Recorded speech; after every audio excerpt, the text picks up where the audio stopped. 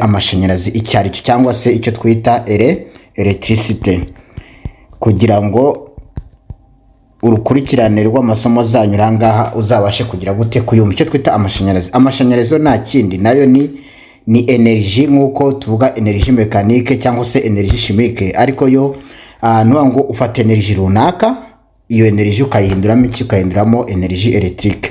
Urugero dufashe nka bateri mwese muzi, reka tuvuge wenda nk'iyi ko ari bateri. Murabizi ko hano tugira plus na negative.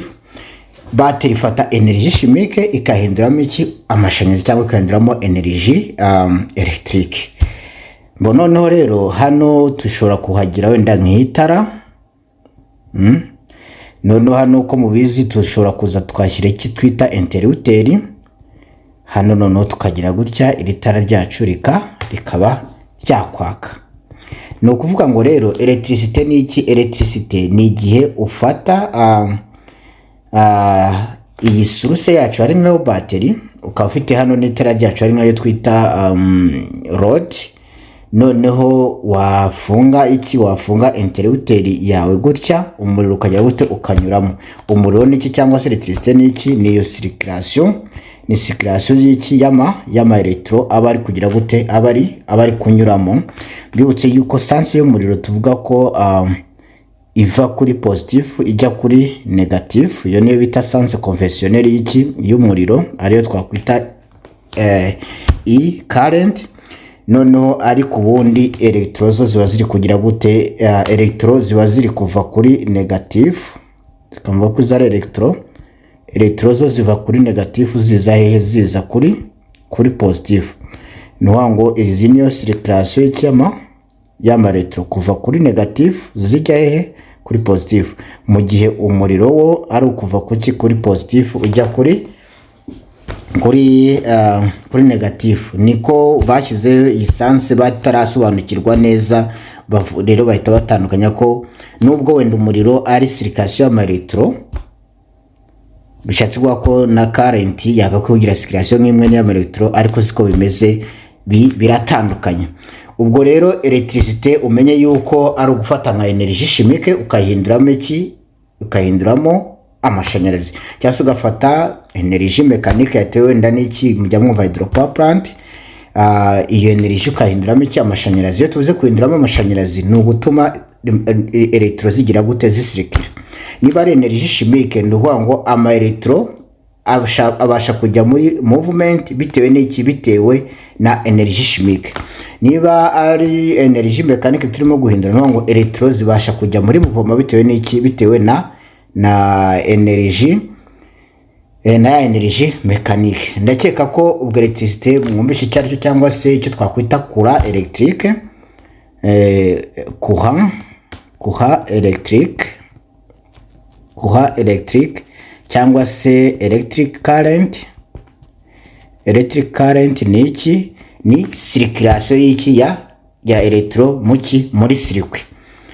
Ubwo noneho rero circuit ahamberetse nifashe igishushanyo byo ki electro zisirikira.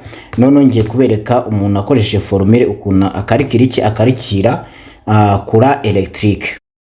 Rero hari icyo bita Ohm's law. Ohm's law ivuga yuko tension ingana na resistance ukubye intensity, cyangwa se voltage. Iyi ngiyi niyo bita voltage. Nono unité de mesure yayo ni muri volt. Nono iyi ngiyi niyo twita resistor cyangwa se resistance. Unité de mesure yayo ni ohm. Nono iyi ngiyi niyo twita current. Unité de mesure yayo ni iki, ni ampere. Ohm's law rero ivuga yuko voltage ingana n'ikingana na resistor ukubye current.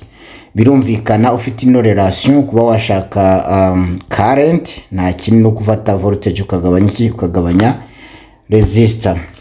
Nono n'iyindi ruwa yo gukarikira iki resistor, ariyo bavuga yuko resistance iba ingana n'iki na resistivity, ugakuba iki ugakuba longere ukagabanya iki ukagabanya surface. Mbo noneho resistivity ni iki? Resistivity ni igaragaza uburyo ki ikintu kigira resistance bitewe n'ikintu bitewe na material gikozemo. Urugero niba ikintu gikozwe muri copper cyangwa se iyo bita cuivre cyangwa se gikoze muri aluminium ariyo bita basembuza na R, nuwa ngo nk'ibi ngibi bizagira resistance zitandukanye bitewe n'iki, bitewe ni n'amatseri ikintu gikozemo. Urugero na resistance y'umuntu nayo igeze gute, itandukanye n'iya cuivre cyane ya aluminium. Longere none uko ikintu kiba kirekire, uko longere iba ndende ni nako resistance nayo igira gute, iba ndende. Naho uko surface iba noya ni nako resistance iba noya. Mbo nka ubundi resistance ni iki? Resistance cyangwa se resistor ni iki? Ubundi umuriro ntabwo unyura mu bintu mu buryo bumwe. Urugero umuriro wanyuze muri aluminium, ufashe ikintu gikoze muri aluminium ntabwo cyatwara umuriro kimwe n'ikintu gikoze muri copper, ndetse na nubwo cyatwara umuriro nk'uko amazi nawo awutwara. Ntuvuga ngo resistance ni propriete ikintu kigira yituma umuriro utakinyuramo ku buryo bugeze gute, ku buryo bworoshye. Ni urugero wenda kugira ngo wenda byumvikane, niba ufite nk'amazi ukaba ufite nk'umuferege, bitewe n'ukuntu umuferege umeze ntabwo hari ahantu wenda amazi atatambuka neza uko bikwiriye. Urugero ni wenda ari nko mu muhanda ubona yuko haba harimo wenda nka dodani, noneho tuvuge wenda ari nk'amazi urimo gusunikamo cyangwa se imodoka iri gusunikamo, iriya modoka ziri kugenda cyangwa ayo mazi reka tuvuge ko ari nkayo electro, urabona ko igeze nk'ahantu ari nka dodani bigira gute, bitabasha kugira gute gutambuka. Icyo kintu rero, iyo property ikintu kigira kibuza electro kuba cyatambuka niyo bita resistance. Symbole yayo resistance niyo tugira R, nono unité de mesure yayo ikaba ari ohm. Nono rero niba ufite wenda insinga ebyiri cyangwa se wenda kafate urusinga hano, urunguru no rusinga, runo rusinga rurareshya gutya, ni longere, ufite longere runaka, nono ya section cyangwa se ya surface ni yingiye, nono wenda hano ni copper. Iyi niyo ya resistivity twavugaga, resistance y'uru rusinga izabingana n'iki na resistivity, dukubye longere tukagabanya iki, tukagabanya surface. Reka insinga ebyiri dufate urusinga rureshya na metero 50, rukaba rufite noneho surface 1.5 mm kare, noneho ni resistivity ya copper. Uru ni urusinga rwa mbere, dufate n'urusinga rwa kabiri narwo rufite resistance plutôt rufite longere ya metero 50, rukagira iki, rukagira section ya kangahe, rukagira section naro ya 2.5, narwo rukaba rukozwe mu ki, narwo rukaba rukozwe muri copper. None rero urabona izi nsinga, urusinga rwa mbere n'urusinga rwa kabiri, urabona ko rugize gute, ruhuje longere, rundahuje ikintu rugize gute rukozemo ariyo copper. Iki gihe rero nkuko tubona ya relation yacu avugaga yuko resistance ibingana n'iki, ingana na resistivity ukubye longere ukagabanya iki, ukagabanya section. Noneho rero ubu ni ukuvuga yuko hano mfite wenda R ya mbere ingana na resistivity akuba longere agabanya section, noneho hano nkafite resistance ya rwa rusinga rwa kabiri ni resistivity nkubye longere nkagabanya iki, section. Noneho kubera ko ibi ngibi bingana, resistivity na longere kuri izi nsinga zombi zirangana, izi nsinga zitandukane kuki, kuri section. Rero ukuntu biteye nuko urusinga rufite section